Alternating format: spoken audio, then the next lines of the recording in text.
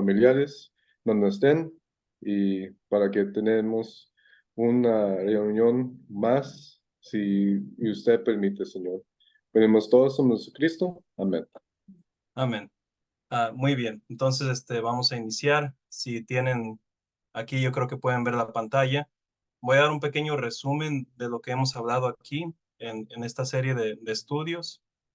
Hemos tenido dos estudios sobre la teología. He dado una introducción de lo que significa la teología y por qué es sumamente práctico y esencial que todo cristiano y también toda persona que no es cristiana que considere estudiar. Teología lo definimos, o viene más bien, se forma en dos palabras, teos en griego, que significa Dios, y logos, que en griego significa palabra. Entonces, estrictamente hablando, teología significa el estudio de Dios y de su palabra. Entonces, cuando tú tomas la Biblia y lees un pasaje y tratas de estudiarlo y empiezas a hacer ciertos puntos de que, bueno, este versículo me dice lo siguiente sobre Dios, lo siguiente sobre Cristo, y empiezas a acomodar toda esa información, adivina qué, estás haciendo teología. Entonces, muchas veces en la iglesia habrá una cierta oposición del por qué hemos de estudiar teología si tenemos la Biblia. Y aparte de esto, la palabra en sí, teología, no aparece en las Sagradas Escrituras. Y bueno, ya he explicado un poco de eso, de que la teología, la palabra en sí suena muy avanzada, pero si eres cristiano, realmente es tu deber estudiar teología. Si la teología se trata de conocer a Dios, o más bien si el cristianismo se trata de conocer a Dios y su palabra y a Cristo, bueno, como lo he definido, es exactamente lo que la teología es el estudio de Dios y su palabra y de Cristo Jesús. Y por lo tanto, todo cristiano, por definición, es realmente un teólogo. Y más información sobre eso lo puedes encontrar en un video en YouTube que tengo. Si gustan saber, les puedo compartir esa información. Pero si pueden leer en la pantalla, entonces la teología es literalmente el estudio sobre Dios y su palabra. Si estudias la palabra de Dios seriamente, tú estás haciendo teología o estás estudiando teológicamente. Es el campo de estudios en donde procuramos buscar un entendimiento profundo de verdades bíblicas. Entonces, no solamente se trata de memorizarte ciertos versículos de la Biblia. Claro que no hay nada de malo en eso. De hecho, es recomendable que lo hagas, pero a veces practicamos mm, la obra de memorizar los más versículos posibles y en tanto esfuerzo que ponemos en memorizar y dictar dichos versículos, lo estamos repitiendo robóticamente y realmente no sabemos lo que dicen las palabras de dicho versículo. Y eso no es teología. Los fariseos y los antagonistas de Cristo Jesús, vemos que ellos decían no solamente sus tradiciones por memoria, sino ellos mencionaban versículos bíblicos por memoria. Pero cuando Cristo hablaba con ellos, fácilmente demostraba la realidad de que ellos sí conocían la palabra de Dios de memoria, pero no entendían lo que significaba. Y bueno, la teología se trata de que uno se familiarice con cada palabra de las escrituras. Entonces, si deseas ser cristiano, la teología es muy buena opción para introducirte al cristianismo, al evangelio y a la iglesia de Cristo. Y si eres un cristiano y deseas crecer, si lees la Biblia y no sabes lo que dice o simplemente te esfuerzas y no encuentras nada provechoso en qué sacar de las escrituras, bueno, la teología es una herramienta para hacer precisamente eso. Es la reflexión sistemática de las enseñanzas de la Biblia. Y voy a mostrar cómo se logra hacer esta reflexión sistemática. Di el ejemplo en una biblioteca. Cuando entras en una biblioteca no vas a encontrar libros por donde quiera, al azar, sino vas a encontrar categorías, vas a encontrar divisiones. En una parte de una biblioteca vas a encontrar una sección de leyes, en otra sección de ciencia política y en otra historia. La teología hace lo mismo, funciona como una biblioteca. Te divide las enseñanzas principales de las escrituras para que uno tenga acceso más entendible a lo que la Biblia enseña. Entonces, es una herramienta de discernimiento indispensable para el cristiano y para el no cristiano. Todo esto lo hemos examinado en la clase previa. Entonces, si vemos, como les mencioné, la teología y específicamente vimos que tiene diferentes tipos de teología. Hay teología filosófica, por ejemplo, en donde uno discierne un pasaje bíblico o una enseñanza principal de las escrituras, como por ejemplo la doctrina de Dios, y lo examinas por medio de la filosofía. ¿Qué dijo Aristóteles sobre Dios y qué dijo sobre su esencia natural de Dios? Y luego lo comparas con las escrituras. Ese es un tipo de teología. Hay una teología apologética en donde una vez más sistematizas todo lo que la Biblia enseña y, y lo haces en respuesta hacia las críticas que se hacen hacia dichas enseñanzas de las escrituras.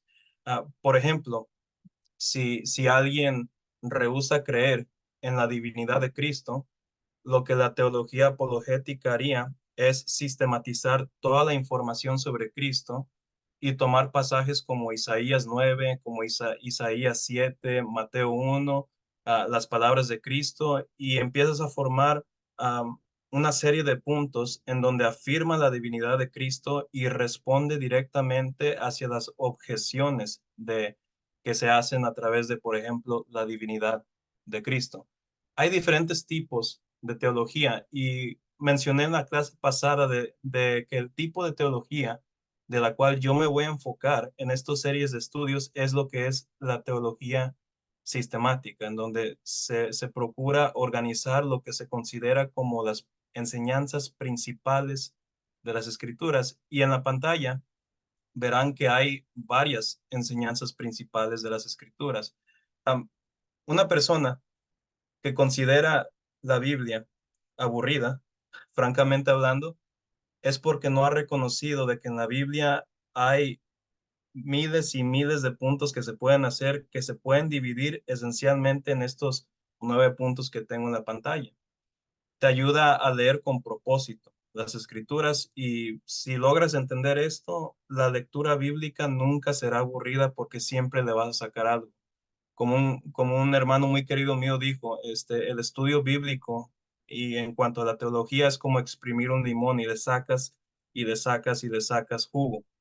A veces a mí no me gusta mucho el limón y le pongo poquito y ya casi lo tiro y luego Susi, mi hermana, lo agarra y le saca y le saca y le saca y yo me quedo, pensé que ya no había nada y pues no me interesaba sacarle más jugo al limón. Y lo mismo sucede en la Biblia. Quizá en el pasado se ha encontrado la posición donde lee un versículo y dice, por ejemplo, aquí tengo Job 18, versículo 2 dice, ¿cuándo pondréis fin a las palabras? Quizá la interpretación inmediata sería, bueno, el pasaje dice, a las palabras pondrá fin. Y entonces realmente no es una interpretación. Realmente no está sacando el jugo del texto. La teología te enseña a sacar el jugo, principalmente orientándote a que hay ciertos enfoques que la Biblia te da. Uno de ellos, como dice el primer punto, es la bibliología. Entonces, esta es la doctrina de las escrituras. ¿Qué es lo que la Biblia dice de sí mismo? ¿Es simplemente una obra humana o es más que una obra humana? Si es inspirada por Dios, ¿cuáles son las características donde uno puede discernir dentro de las escrituras y fuera de que muestra evidencia de que sea inspirada por Dios? Saben, a muchos critican de que la Biblia es ridículo pensar de que es una serie de libros que son inspirados por Dios. Dice, cualquier religión te va a decir eso, cualquier persona puede decir eso. Y vemos que realmente no. Solamente hay 2 textos en la historia que se han que han clamado tener inspiración divina. Uno es el Antiguo y el Nuevo Testamento, y el otro es el Corán, el de Islam. Y ahí es donde una vez más comparamos con la evidencia de las escrituras y razonamos teológicamente sobre la bibliología. Entonces, otro enfoque es la teología propia, y ese será el enfoque que daremos en en los siguientes meses. La teología propia significa la doctrina de Dios. Esto te enseña a tomar cualquier versículo de la Biblia y hacer la pregunta inmediata: ¿qué es lo que este pasaje me dice sobre Dios? Y créanme, en cualquier versículo de la Biblia te va a mostrar algo sobre la teología propia.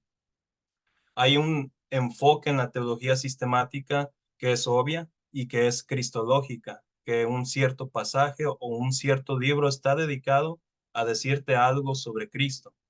Hay otro enfoque que se llama neumología, es la doctrina del Espíritu Santo. ¿Es algo inventado por los cristianos o el Espíritu Santo está presente en el Antiguo Testamento también? Antropología.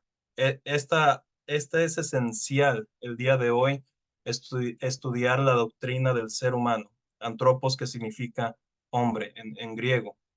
¿Por qué es importante? Bueno, es importante ver cómo Dios define el ser humano en comparación de de la agenda posmoderna del día de hoy, en tantos dilemas que han surgido sobre la ideología del género, sobre lo que significa ser hombre y lo que significa ser mujer. Este enfoque de la teología sistemática te permite a poder racionalmente evaluar todas las ideas de la modernidad, compararlas con las escrituras y razonar de una manera idónea sobre todo esto.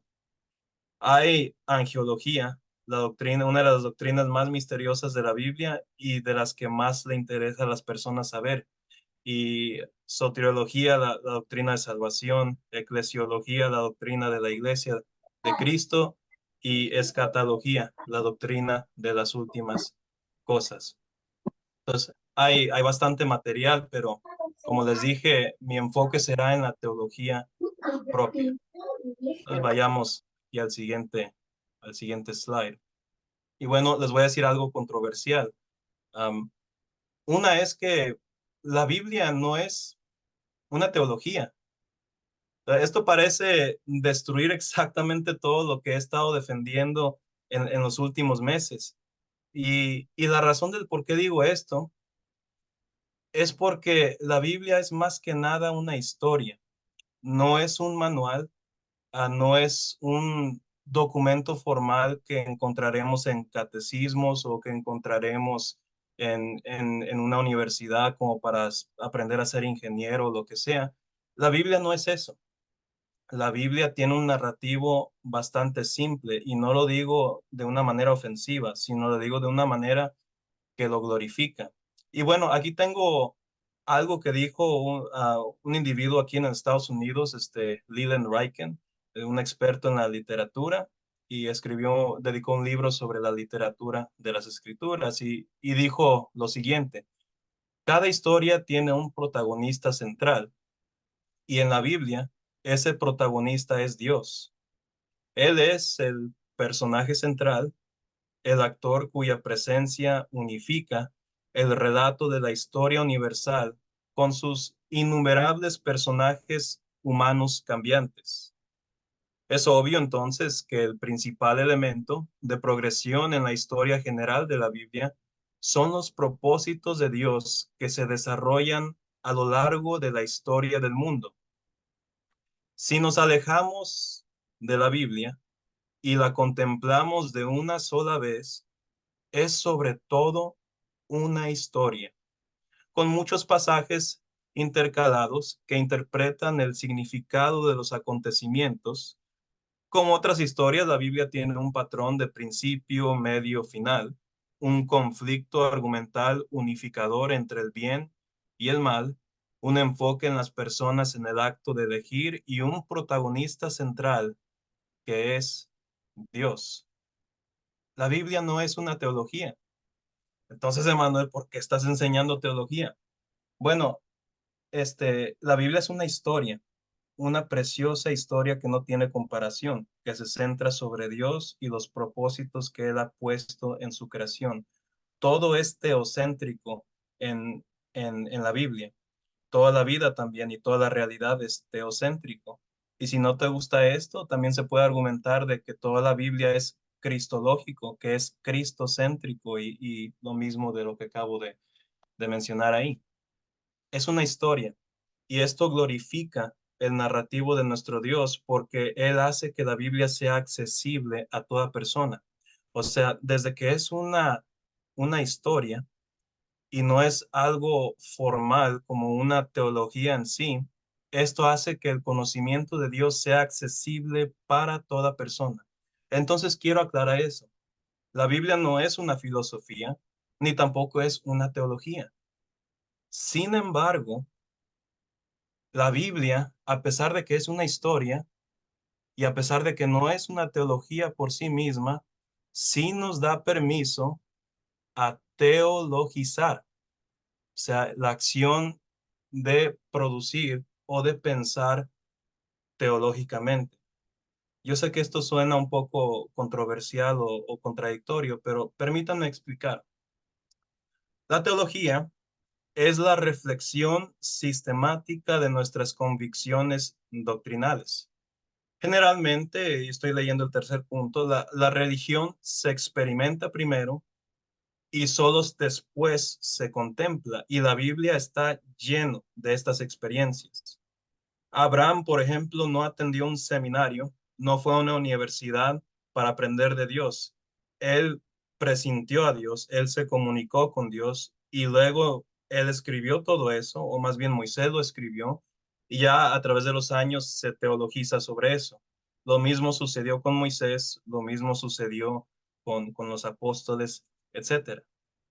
Como tal, como se compone la Biblia, predominantemente de experiencias religiosas, si me permiten decirlo así, tiene muy poca reflexión teológica. Y esto se ve especialmente en los primeros 5 libros de la Biblia y en la siguiente división que sigue de la Biblia hebrea del Antiguo Testamento. Pero empezamos a notar en la última división del Antiguo Testamento, en donde Dios permite que la reflexión humana sea más predominante. Y uno solo puede deducir de que esto es un permiso divino para que nosotros empecemos a teologizar apropiadamente. Muy pocas veces se ve en el Antiguo Testamento. Veamos unos ejemplos de esto y quizá esto hará un poco más de sentido a lo que estoy diciendo. Génesis 18, versículo 25. Si no tienen el versículo, si no tienen la Biblia con ustedes, pueden simplemente escucharme, no estará en pantalla. Pero Génesis 18:25, vemos un ejemplo de un patriarca que acabo de mencionar, llamado Abraham, quien teologiza, y teologiza por medio de una pregunta. Génesis 18, versículo 25. Conocemos muchos de nosotros muy bien este acontecimiento. Es cuando se aproxima la destrucción de Sodoma y Gomorra, y donde Abraham sabe que Lot estaba ahí y quería salvarlo. Y fíjense lo que dice aquí Abraham. Dice, lejos de ti el hacer tal, que hagas morir al justo con el impío, y que sea el justo tratado como el impío. Nunca tal hagas. El juez de toda la tierra no ha de hacer lo que es justo. Debemos de darnos cuenta que Abraham no está retando a Dios, que Abraham no está pecando, pero está reflexionando sistemáticamente de aquello que ya conocía de Dios. Dice, yo te conozco a ti, Dios, porque está hablando con él, de que usted es santo y de que usted es justo.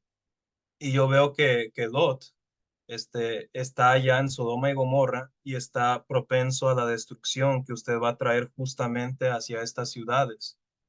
Yo sé que usted es santo y justo, entonces no veo cómo esto pueda haber armonía en sus atributos y que se destruya un justo por esto. Entonces, como lo puso en la última parte del versículo, ¿no ha de ser el Dios, el juez de esta tierra, lo que es justo? Está abiertamente reflexionando por medio de la teología. Conozco esto de ti y ahora razono contigo sobre esta información. Una vez más, no es un reto, pero es una teología. En Éxodo 32 se ve lo mismo, una actitud similar con Moisés. En Job 3 se ve la misma actitud, pero en Habacuc 1 se vuelve más predominante esta acción de teologizar. Ese sí quiero leer, Habacuc, capítulo 1, versículos 1 al 4. Fíjense las palabras de Habacuc. Un profeta de Dios, alguien quien tiene comunicación directa con nuestro Dios y aún así tiene la audacia, si lo puedo decir así, de hacerle la siguiente pregunta a nuestro Dios. Habacuc, capítulo 1, versículos 1 al 4. Una pregunta que se ha hecho desde el principio de la humanidad. Dice, la profecía que vio el profeta Habacuc.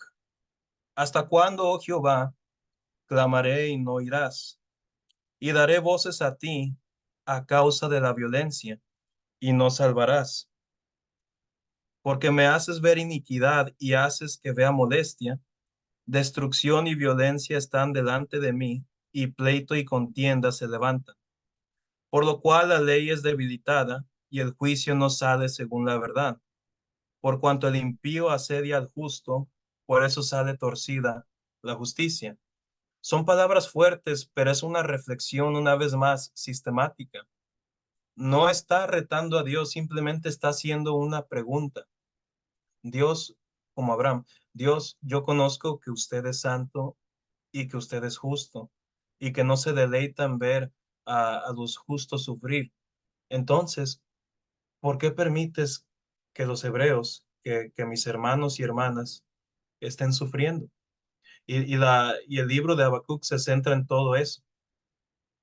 El punto aquí es que aunque la Biblia en sí no es una teología, tenemos ejemplos como Abraham, como Moisés, como Job y como Habacuc e incluso David en muchas porciones de los Salmos, donde hacen preguntas así, donde hacen preguntas que los obliga o que los anima a reflexionar abiertamente sobre la teología propia, sobre la doctrina de Dios.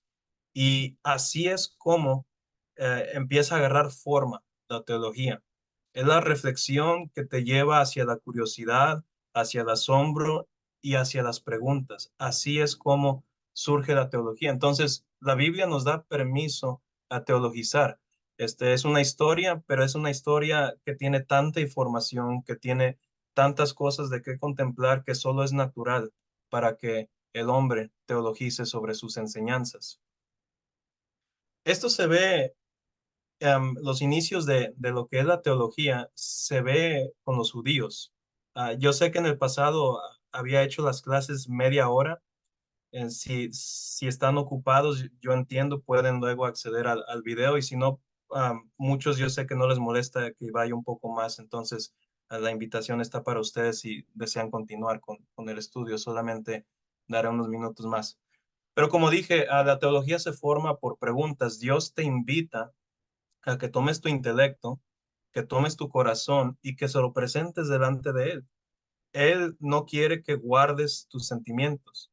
El libro de los Salmos es uno de los libros más sentimentales de la Biblia, donde abiertamente le dice un salmista, Dios mío, ¿por qué me has desamparado? La misma exclamación de Jesucristo en la cruz. Y hay muchísimos salmos donde expresa ciertos lamentos como eso. Y es solo natural que el hombre haga preguntas de esa manera y Dios lo permite, y Dios aprueba de que se hagan estas preguntas con el debido propósito de no contradecir su palabra, sino de descubrir más realidades que no son aparentes a primera vista de las escrituras. Este proceso de teologizar lo iniciaron los judíos. Los judíos, ellos, como dije en la Biblia, no tienen una teología, tenían preceptos en la ley de Moisés, como Deuteronomio 4:13, el famoso Shema del capítulo 6 y el capítulo 10, donde te dice que debes de amar a Dios, guardar sus estatutos, etcétera. Pero no había una reflexión o algo dogmático sobre las enseñanzas principales de las escrituras. Eso se empezó a dar con los judíos cerca del primer siglo. Entonces, unos años antes, había un conquistador que ustedes conocen y sé que han oído de él, llamado Alejandro el Grande. Y él conquistó prácticamente todo el mundo por medio de la fuerza y la cultura helénica o griega, a todo ese mundo de ahí. Murió relativamente joven y después de su muerte, sus generales dividieron el imperio entre sí. Esto fue antes del imperio romano. Y el general que tomó Alejandría, esta ciudad famosa de Alejandría, logró establecer una cierta paz y una cierta prosperidad ahí en esa ciudad. Eh, unos años antes de la encarnación de Cristo, el rey de ese lugar, de Alejandría, él deseaba que Alejandría se convirtiera en la ciudad principal para la educación, para la filosofía, para la cultura y para el arte. Y una de sus obras, o una de sus victorias en cuanto a este propósito, era establecer una biblioteca inmensa. Y él quería en su biblioteca tener una sección dedicada a las leyes. Él quería una copia de todas las leyes de todas las culturas que él conquistó. Él quería que esas culturas las traducieran en griego y que las tuviera ahí para que otros hombres, otras personas las estudiaran y así compararan y contrastaran ideas. Y adivinen qué, le preguntaron a los judíos a que hicieran una traducción de su ley. Entonces se hizo una traducción del Antiguo Testamento por primera vez en otro lenguaje. De ser del lenguaje exclusivamente en hebreo, se hizo en el lenguaje griego, conocido como la versión Septuaginta. Esto dio hincapié para que otros judíos ah, fueran a Alejandría y compartieran ideas y contrastaran ideas también. Un personaje muy famoso es Filón de Alejandría, que vivió en el primer siglo. Él creía que había cosas en común entre la filosofía griega con la doctrina del Antiguo Testamento. Por ejemplo, él compartía las mismas convicciones que Platón. Él decía, Platón enseñaba que el hombre tiene una existencia inmaterial en sí, llamado alma. ¿Adivinen qué? El Antiguo Testamento enseña lo mismo. Platón hablaba como monoteísta, la ley de Moisés y los profetas y las escrituras, el Ketubim, también afirma la existencia de un Dios. Entonces, había una mutua fascinación y un mutuo esfuerzo en especificar más las convicciones doctrinales de cada cultura, y se dio esto mucho con los judíos. Como dije, la teología se forma por medio de la discusión, de la contemplación y de las preguntas. Y bueno, la teología con los judíos se empezó a formar con estas preguntas. Aquí lo tienen en la pantalla. Ellos empezaron a hacer preguntas como, ¿cuándo vendrá el Mesías? ¿Cuándo serán las señales de la venida de Cristo? ¿Cómo sería la institución del reino del Mesías? ¿Destruirá físicamente, militarmente todas las naciones paganas que nos rodean? ¿O va a ser algo diferente o no va a ser tan universal? Y empezaron a formar mucha doctrina de esta manera, la doctrina teológica, no inspirada. Otras preguntas como ¿traerá el Mesías el gran día del juicio y de la bendición? Lo que decía Daniel en el capítulo 12. ¿Y cómo debe de vivir el pueblo fiel de Dios en anticipación del Mesías? Este tipo de preguntas cambiaron drásticamente con la venida de Jesucristo. Como vino Jesucristo y como Él instituyó su reino por medio de la iglesia, las preguntas naturalmente cambiaron. Y algo que vemos en el libro de Hechos es que progresivamente, a través de los años, la iglesia fue menos judía y más gentil. Había más gente griega uniéndose al pueblo de Dios. Y como ellos tenían antecedentes filosóficos, convicciones que eran diferentes a, a las que tenían los judíos, empezaron a hacer otro tipo de preguntas que merecían otro tipo de respuestas. Una teología no es mayor que otra, simplemente son diferentes formas de apreciar la misma palabra bella de nuestro Dios. Empezaron, para no alargarles más, a hacer preguntas muy importantes, como por ejemplo, perdón, ¿existe un Dios? Si existe un Dios, ¿cómo es Dios? ¿Es inmutable? Si es inmutable, ¿cuáles pasajes bíblicos podemos encontrar en el Antiguo Testamento que enseña esto? ¿Cuál es la naturaleza de Dios? ¿Es totalmente trascendental, o sea, súper alejado de nosotros, que ni siquiera si oramos y gritamos y lloramos no podemos acceder a su gracia? ¿O está demasiado cerca a nosotros de que se puede equivaler a, a Dios con el mundo, con el universo? ¿O quizá es algo más que eso? Los cristianos crearon desde el segundo siglo una teología fascinante, bastante distinta de la de los judíos y de los griegos también en ese entonces. Y por supuesto, hacían la pregunta, ¿qué es la naturaleza de Cristo o quién es Cristo y cuál es su relación con Dios Padre? Les doy un ejemplo, así para que vean cómo se forma la teología. Las preguntas de la teología propia y sus respectivos temas. Así se forman los pilares, si lo pueden ver así, si pueden visualizarlo, los pilares de la Sagrada Ciencia. Cuando se hacen preguntas como ¿existe Dios? ¿Existen pruebas para comprobar la existencia de Dios? ¿Qué tan seguros estamos para saber de su existencia? Estamos hablando de un pilar de la teología propia o de la doctrina de Dios que se enfoca en la existencia de Dios. Lo que naturalmente sigue después de este tipo de pregunta es, ¿quién es Dios y cómo es Él? Y cuando hacemos preguntas como estas, estamos estudiando lo que es los atributos de Dios. Cuando vemos pasajes que hablan sobre el Padre, el Hijo y el Espíritu Santo, pues naturalmente deseamos una explicación sobre estos pasajes bíblicos. Yo creo que nadie a la primera entiende perfectamente lo que significa eso. Y si lo es, pues está dotado en a ser un genio. Pero créanme que nadie a la primera entiende esto. Cuando se hacen preguntas como esta, estamos hablando sobre otro pilar de la teología propia que se enfoca en lo que muchos han llamado la Trinidad.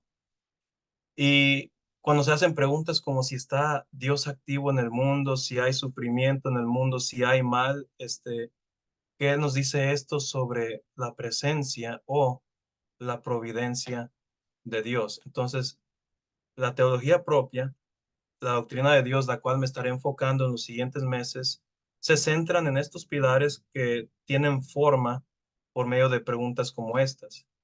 Si esto no te interesa, no sé qué más te va a interesar. Para mí se me hace fascinante la teología porque hace preguntas reales, preguntas que todos nos hacemos y que sí, querido oyente, hay respuestas bíblicas y satisfactorias a ellas. Por eso insisto, si eres cristiano y deseas crecer, no hay mejor manera de hacerlo más que estudiar teología. Una teología apropiada, por supuesto, porque también hay mucha teología creada por el hombre que es garbage, que es muy mala. Y también es ideal para aquellos quienes contemplan el camino cristiano. Muy bien, antes de leer este pasaje súper largo, quiero dar tiempo por si hay alguna pregunta o si desean que repita algo. Juan, creo que tiene una pregunta.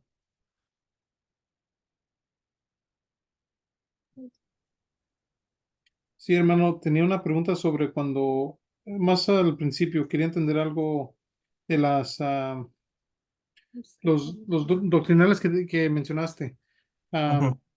el último que era escatología, las últimas cosas, ¿qué significa eso? Ah, ¿Las- sí, muy bien. ¿Lo que Entonces, resta o lo último que viene siendo la naturaleza de lo que es de Dios?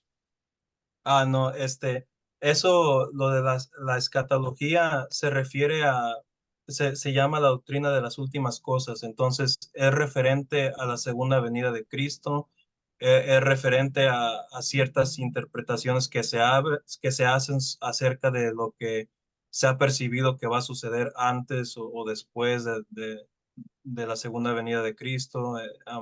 Se trata sobre el tema del premilenialismo, lo creas o no, o del postmilenialismo, o sobre la naturaleza de la segunda venida en sí, sobre el cielo, sobre el infierno, todo sobre eso. No sé si eso me di a entender con eso, Juan. Sí, Ah, gracias. gracias a ti. Ah, ¿Hay alguna otra pregunta o comentario? ¿Tienen tiempo para un poquito más? Muy bien, entonces, como dije, la invitación está para todos. Si tiene alguna ocupación, yo entiendo, pero voy a continuar con el material. Aquí tengo algo que dijo un famoso pastor, se llamaba Charles Spurgeon. Ah, Estaré citando a muchas personas a quienes no estoy de acuerdo con muchas cosas de lo que dijeron, pero cuando encuentro algo provechoso, les voy a dar el debido respeto que merecen. Y él muchos han citado lo que dijo aquí en su comentario de Malaquías 3:6, cuando se da una introducción a la teología propia, y quiero continuar con esa tradición. Dijo algo súper apropiado. Dice, voy a leer desde aquí arriba, sí, creo que lo pueden ver todos ustedes también. Desde la tercera línea dice, el estudio apropiado del cristiano es la deidad. Es la ciencia más elevada, la especulación más sutil, la filosofía más poderosa que puedan jamás atraer la atención de un hijo de Dios. Es el nombre, la naturaleza, la persona, la obra, los hechos y la existencia de ese grandioso Dios a quien el cristiano llama Padre. En la contemplación de la divinidad hay algo extraordinariamente beneficioso para la mente. Es un tema tan amplio que todos nuestros pensamientos se pierden en su inmensidad, tan profundo que nuestro orgullo se ahoga en su infinitud. Nosotros podemos abarcar y enfrentar otros temas. En ellos sentimos una especie de autosatisfacción y proseguimos con nuestro camino pensando, he aquí, yo soy sabio. Pero cuando nos aproximamos a esta ciencia de las ciencias y encontramos que nuestra plomada no puede medir su profundidad y que nuestro ojo de águila no puede ver su altura, nos alejamos pensando que el hombre vano quisiera ser sabio, pero que es como un burrito salvaje, y entonces exclama solemnemente, soy de ayer y no sé nada. Ningún tema de contemplación tenderá a humillar la mente en mayor medida que los pensamientos de Dios. Entonces, um, Spurgeon elogió lo que es la teología propia. Dice, el estudio apropiado del cristiano es el propio Dios. Aquí es donde encontramos una explicación, un fundamento de todo. Es donde encontramos asombro, es donde nos damos cuenta de que no sabemos nada. Lo que nosotros pensamos que sabemos de Dios realmente no es nada, y que siempre hay espacio para aprender más sobre él. Una persona quien no siente asombro al estudiar sobre quién es Dios es porque no está pensando apropiadamente de Dios. A alguien quien no le impresiona una doctrina de Dios como su providencia, como sus atributos, como su gracia, su omnipotencia, etcétera, es porque tienen una convicción de Dios, así una percepción de Él muy pequeña. Pero cuando te dejas guiar por las escrituras y permites a ti mismo utilizar la herramienta de la teología, verás que Dios no es un diosito, sino que es Dios con D mayúscula, y que te asombra y que te humilla y que te hace sentir como nada y a la vez como todo cuando lo estudias. Entonces, esta es una motivación de las palabras prestadas de Charles Spurgeon sobre la importancia de este estudio de la teología propia. Tengo otro comentario de un teólogo, Herman Bavinck, dice: por tanto, el conocimiento de Dios es realmente el único dogma, el único contenido de todo el campo de la dogmática. Es otra palabra referente o sinónima a teología. Continúo leyendo: todas las doctrinas tratadas en dogmática, ya sea con respecto al universo, al hombre, a Cristo, etcétera, no son más que la explicación del dogma central del conocimiento de Dios. Y aquí lo importante: todo es tratado con Dios como centro y punto de partida. Bajo Él todas las cosas están subsumidas. A Él todas las cosas se remontan. Es siempre Dios y solo Dios, cuya gloria en la creación y la redención, en la naturaleza y en la gracia, en el mundo y en la iglesia, deben meditar y describir. Es el conocimiento de Él solo, lo que se debe de exhibir y manifestar. Yo no empecé con los ángeles, pude haber utilizado eso como ancla. Hermanos, amigos, vamos a estudiar los ángeles, y créanme que estarían muchos interesados sobre ese tema porque es un tema medio misterioso en las escrituras, donde no hay mucho comentario divino sobre eso. Pude haber empezado con tratar de lidiar con la ideología del género y con la doctrina del hombre o la antropología bíblica. Pero siempre hay espacio para eso en el futuro, si Dios nos permite. Lo más importante, lo más apropiado cuando estudiamos teología es el objetivo de la teología misma, lo que significa teología: conocer a Dios. Si tú entiendes quién es Dios y cómo es Él, tendrás una ventaja para entender sobre Cristo, sobre la salvación, sobre los ángeles, sobre las últimas cosas, etcétera. Aquí está centrado todo. Por eso, en esta serie de estudios, no quise iniciar contrastando, oye, el cristianismo con el catolicismo, oye, esto con lo otro, esta doctrina con el otro. Primero hay que estar de acuerdo con lo esencial, con Dios. Si estamos de acuerdo con eso, sobre sus atributos, su existencia y todo lo demás va a fluir naturalmente y nos va a permitir tener una unión doctrinal que es esencial y que estamos faltos de en la era de hoy. Entonces, dos comentarios muy útiles, y con esto concluimos. Para el siguiente estudio estaremos hablando sobre el primer pilar de la teología propia. Voy a volver a la pantalla donde lo puse aquí.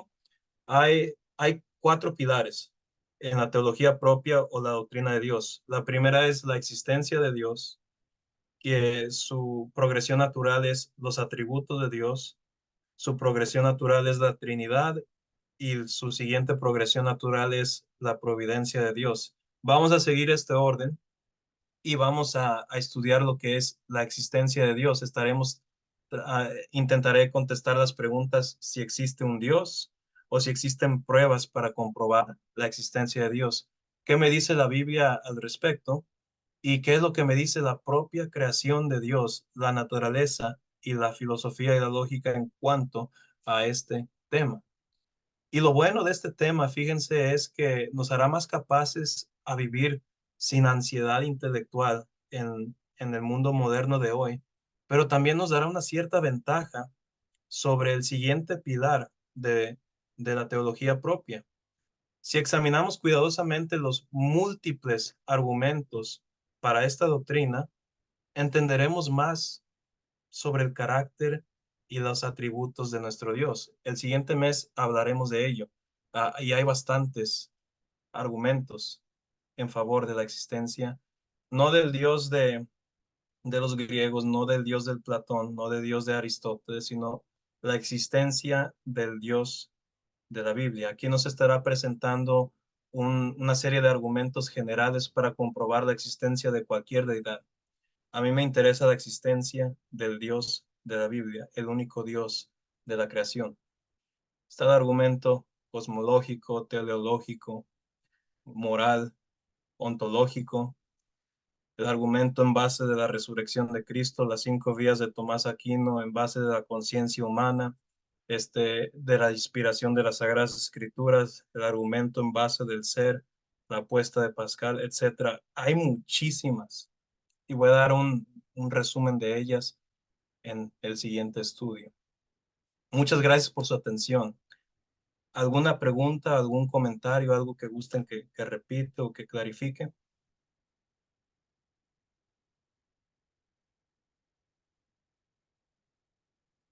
No alcanzo a ver a todos, pero bueno, muy bien. Entonces, muchas gracias por atender. Si tienen alguna pregunta o comentario, muchas gracias, Irene, por este comentario.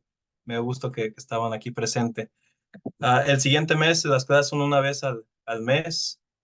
Iniciamos con media hora, me extendí un poco más, pero yo creo que a todos les interesó porque nadie se fue. Que Dios los bendiga, gracias por su atención. Si gustan las notas del estudio, mándenme un mensaje y se las mando con mucho gusto. Y nos vemos el próximo mes, primero Dios. Que Dios los bendiga.